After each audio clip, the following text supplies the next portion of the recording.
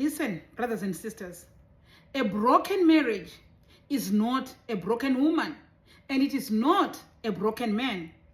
Your relationship may have fallen apart, but your identity is not.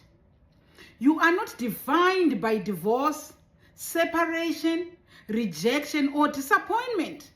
You are defined by the love and purpose of God.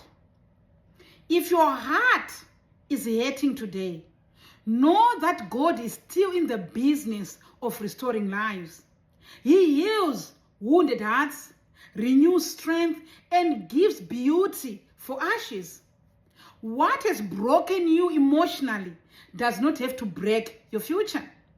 There is hope beyond the pain, and there is life beyond this season that you are in right now. So rise up in faith, lift your head, refuse to believe that your story ends in heartbreak. The God who restores can restore your peace, your joy, your confidence, and your purpose. Whenever He restores your marriage or restores you through the journey, His plan is always for your good. So today, I declare over your life, be healed, my brother, be healed, my sister. Be strengthened, be restored in the name of Jesus.